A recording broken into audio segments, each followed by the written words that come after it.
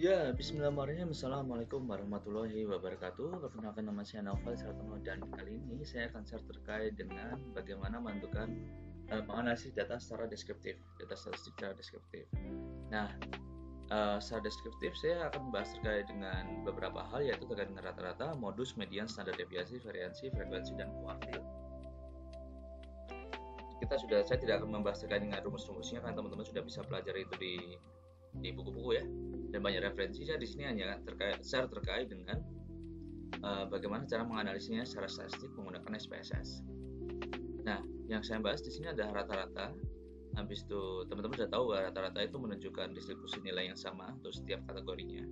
Modus itu adalah yang memiliki frekuensi paling terbanyak, median adalah titik tengahnya, standar deviasi teman-teman sudah tahu itu adalah menentukan seberapa dekat masing-masing titik dan data tersebut ke rata-rata nilai sampel. Oke.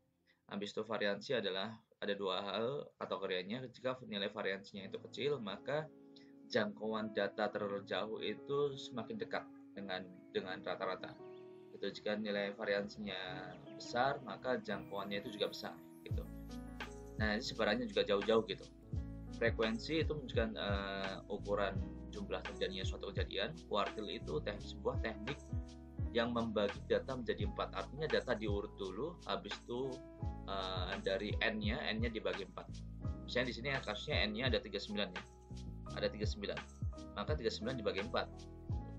Ada berapa?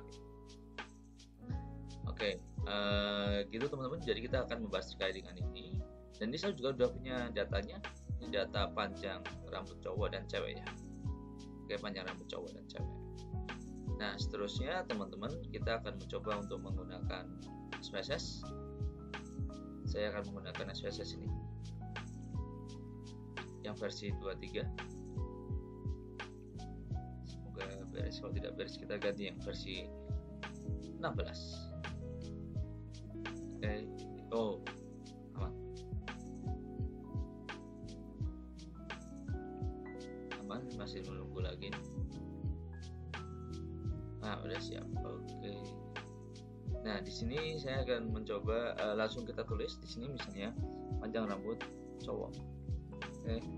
Di sini scale panjang rambut cewek, di sini scale terus. Nah, oke. Kita copy saja.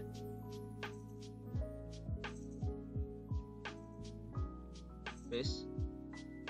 Nah, dari sini kita menggunakan, ada dua cara sebenarnya menggunakan deskriptif ini. Ini keduanya dimasukkan. Maka dengan optionnya adalah kita mean, standard deviation, variance, range, dan semuanya ini. Kita continue. Style kita tidak perlu. Oke. Makanya seperti ini bentuknya. Sedangkan kalau misalnya kita ini seperti ini ya, jadi kita langsung ketahuan langsung pada fokusnya aja udah. Gitu. Jadi range-nya adalah 8, bisa terlihat dari 8 kurangi 0. Di sini range-nya 43 terlihat dari 44 kurangi 1. Habis itu ini rata-ratanya, ini standar deviasinya. Ini habis itu dari sini kita bisa lihat standar deviasi adalah rata-rata akar dari variansi. Ini juga akar dari variansi. Teman-teman sudah bisa lihat. Nah, dari sini kita juga bisa menganalisis menggunakan frekuensi ini. Ini dua ini kita masukkan. Habis itu kita startnya kita isi semua. Kita mau cari tahu quartile, mean, median, mode, kita klik standar deviasi, variance, range. Sudah. Sebenarnya saya mau jelaskan skewness sama kurtosis, tapi nanti saya jelaskan di video berikutnya. Oke, dari sini juga saya bisa memperlihatkan dalam histogramnya. Continue. Oke. Nah, bisa kan lihat di sini hasilnya lebih enak dilihat ya. Lebih komplit aja, lebih komplit daripada yang di sini. Nah, ini versi lebih komplitnya. Di sini saya bisa melihat persentasenya kuartilnya. Kuartil pertamanya pasti di bawah 3 ya, di bawah 3. Misalnya 3, 4, 6. Jadi 8 dibagi dibagi 4 kan berarti dia di antara dia sampai di 25%-nya 25%-nya dari 3. dari datanya itu, dari data yang diurutkan. Habis itu 4, habis itu 6. Oke. Ini juga persentilnya 6, 19, 34. Nah, di sini standar deviasinya kita tahu. Di sini. Nah, kita akan melakukan pemaknaan di sini. Misalnya di sini dapatkan standar deviasinya adalah 2,532. Oke, pada cowok. Rata-ratanya 4,1795. Nah, dari sini kita bisa melihat bahwa jadi data yang didapatkan ini, misalnya ini rata-ratanya kan 4,1795. Dan di sini standar deviasinya 2,53265.